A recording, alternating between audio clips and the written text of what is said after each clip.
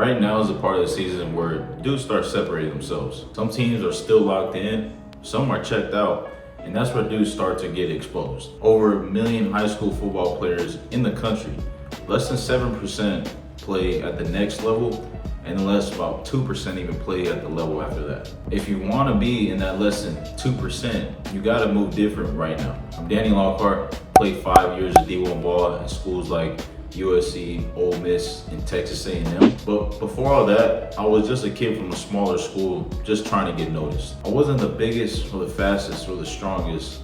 Played there for 3 years, balled out, but still had no offers.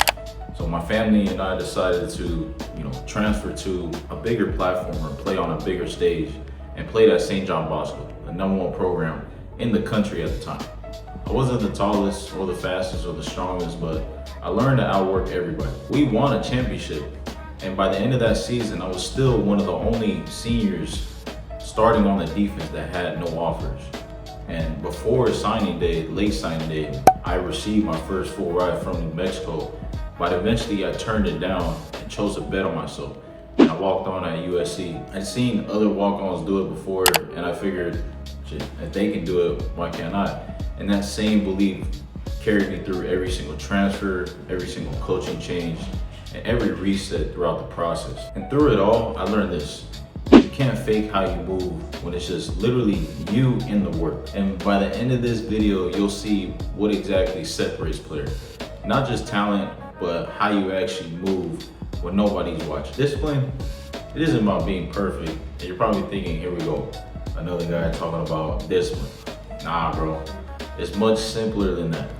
It's just doing what you said you were gonna do when you don't feel like it. And it's so much easier to win nowadays just because most players just can't stay focused long enough to see themselves grow. Guys say they want it, but they're missing lifts, or they're showing up late to meetings, or they're just not locked in on the game. Separation literally happens in the details that nobody really talks about, whether it's your extra film, extra recovery. I used to watch film about 4 to 6 hours per day. That routine kept me grounded when I didn't feel motivated to keep showing up every single day. There were plenty of nights where I felt sore, tired, felt like questioning, why am I still even doing this? But at the end of the day, when you love the game, you stop chasing the outcome. You just focus on mastering the process itself. And so guys, if you want to stand out, it just starts with doing the things that most people actually avoid. I had seasons where I was getting real reps on special teams.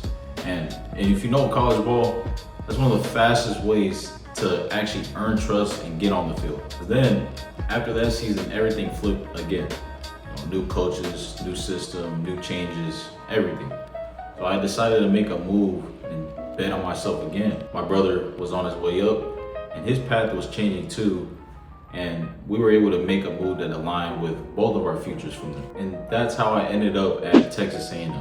Not because it was easy, but more because I was just gonna be there for my brother. I still had to earn it again and restart from ground zero.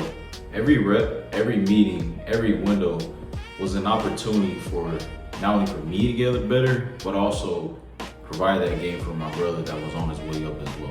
Accountability isn't just taking control of your situation, but it's just really just taking ownership, whether your situation is good or bad. Just adjusting, staying real, staying true to the process with real intent, no matter what happens. Because guys, everybody preaches about consistency, but consistency without any direction, it means nothing. Because the most successful guys have a standard that they follow day in and day out, that they don't drop below. Because when I got to A&M, the team was still trying to figure itself out. I was there before the coaching change and after, but you could feel the shift that was happening. New leadership, more structure, more clarity.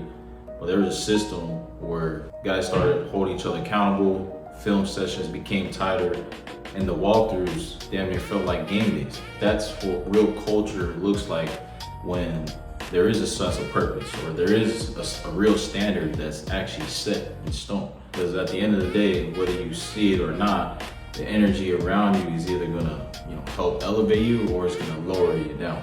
And guys, learn from me.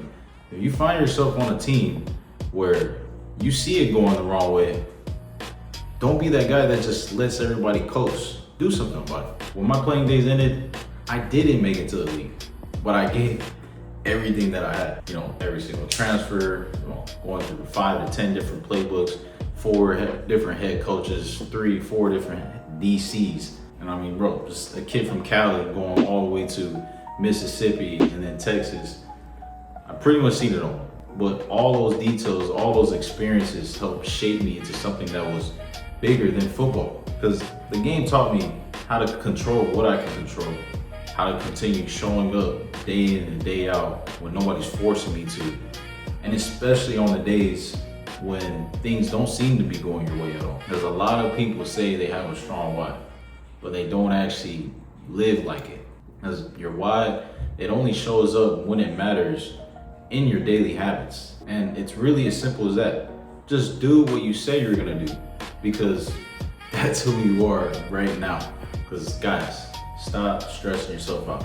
You can't control how the game is gonna play out, whether you're gonna win, whether you're gonna lose, how many reps you're gonna get in practice or in the game. You can't control the outcome. The players who separate themselves aren't always the most talented.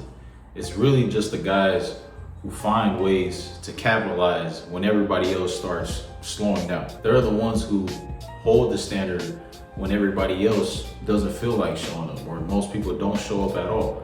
But that's why they win. Nobody else gets to be up there because they're not willing to do what it takes. If you're chasing the dream or you're helping somebody chase that dream, remember this, it's not about the hype, it's just the habits. It starts right now. That's the difference, and that's the playbook.